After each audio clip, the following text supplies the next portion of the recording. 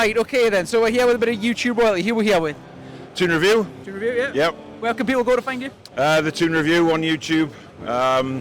Still recovering from a deadline day stream of 12 hours. Yes, so charity one, I've seen that. It was excellent. Really, really successful day, and lots of the subscribers stepped forward. So I haven't got the final total yet, but I think we've done really well for the 4 charities. Yeah, fantastic. I'd love to see. So back to business then. Right, so Newcastle, transfer window slammed shut. The first question before we jump into it, where did you have Newcastle finishing while the transfer window was open, and where do you have Newcastle finishing now the transfer window's shut?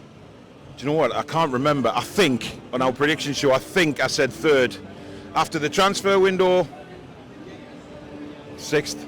6th, yeah. But I mean, that's optimistic as well, because we've got to avoid injuries and stuff. If we get injuries before the next window, we haven't got covered. The fact that we didn't sign a first 11 player still baffles me, and I know it baffles a lot of fans, but I guess we'll find out in due course whatever comes out in the wash. I mean, there's been talk already of stuff behind the scenes in Amanda and stuff, but I don't know. I don't know what happened, but it wasn't a good one. Yeah, obviously we don't know, but where do you put the blame on? Do you put the blame on kind of the club? Obviously they fetched a new director in. Is he a bit to blame? Is it Palace moving the goalpost? For you, from the outside, not knowing club info, what do you reckon? Well, Palace moved the goalpost definitely a couple of times. I think Steve Parish knew exactly what he was doing. I don't think they had any ambition to sell Gay at all. I think that was just let's see how much we can push Newcastle for.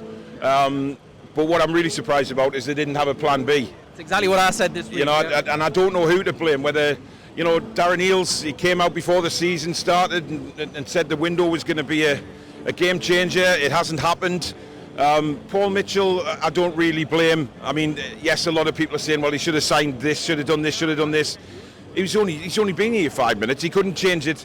And Eddie Howe, you know, there's reports saying he wanted Gay and nobody else, and that was it. If he didn't have Gay, he would have nobody.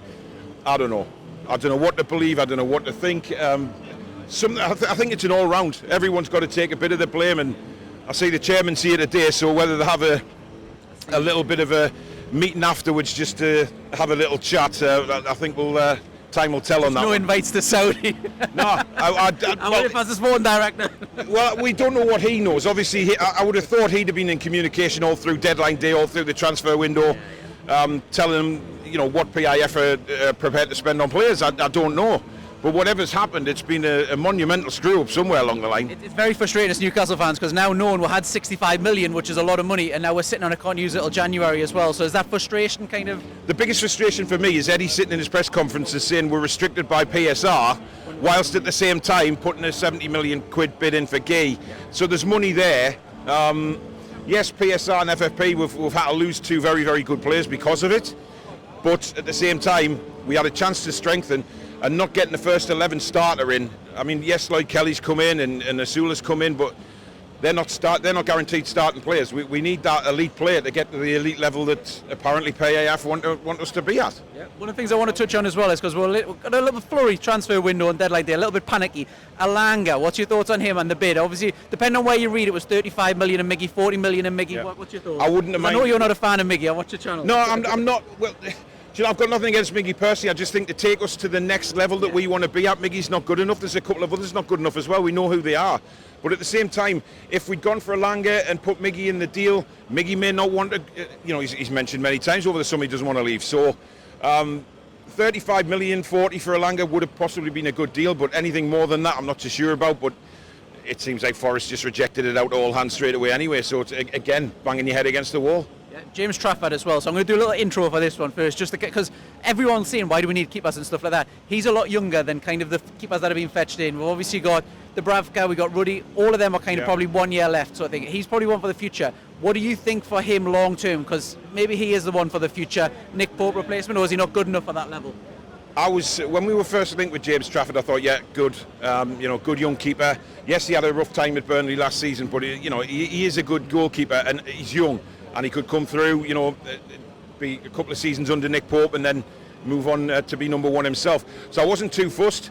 Then all the other goalkeepers came in. The Vlachodimos one from Forest, that's clearly for PSR. They were looking to ship him out on loan before the window closed. John Ruddy, I think, is basically for his experience in off the field, in helping out with the coaching and behind the scenes.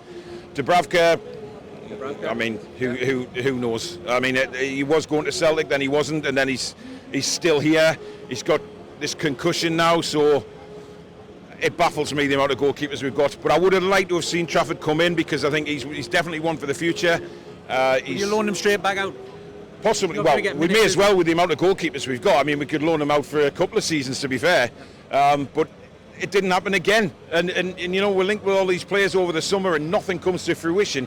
You've got to ask a question. We as fans deserve to know what's gone on in the window. You know, I'm not standing here demanding it, but surely if we haven't signed a first 11 player, we have to know why and what's gone on behind the scenes to a degree. I did a video through the week and I said exactly the same. I'm not one of these that calls for statements every week or month, but I mean, when you're sitting on 65 million that you couldn't shift, something needs to be said just to explain Absolutely. why. And you know, it's just even a statement. I think Darren Eales has to be the one that comes out and does it. You know, it's all right him going down the stack before the Southampton game and jumping around on the stage. Do that after you've signed some players. Do that after the hard work's been done.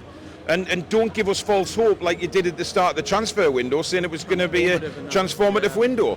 Transformative how? You know, we haven't seen anything to give us any idea of how it's transformative, if not standing still. And other clubs around us have moved on. And then last question as well, so Gahey, do you think or expect Newcastle will go in for him in January, or do you reckon that's it, Burns? Well, I've been reading this morning that we are expected to go back in. I would walk away. I mean, I don't see the point in sticking at it. We've gone in, 4 or 5 times in this summer window to try and get him, and 4 and 5 times just been rebuffed. And I really think Palace are playing games with us, but they're allowed to do that. It's, you know, he's their player. They can do what they want. But there's other players around Europe who are better or just as good as Gay for much less of a price. And we need to do something about this right-hand side. I don't know whether Gordon's going to play there today. Eddie might think, well, Gordon's going to be the right winger now and Barnes on the left. That will be our front three moving forward. Fair enough. But we need some depth somewhere, and we haven't got it. A little side question as well, just what I thought of it. Kaiser as well, obviously Gordon was linked to Liverpool when you fetched him up as well. Does that kind of put that to bed now that they've signed Kaiser, that kind of stocked him in that position? Well, listen, I mean, Kaiser, I think it was 12 million they got him for, wasn't it? That's ridiculous. I mean, why aren't we bargain of the window? I know he's got an injury problem, and when we looked at him on a transfer show, he had like 3 pages of injury problems. But for 12 million, is it much of a risk for the money we've got? It's not. And he could, even if he played 20 games, he's still quality. So anyway, it's Liverpool's gain and our loss yet again. Right, there we go. Thank you very much. Enjoy the game. Thank you very much. And like Cheers. I say,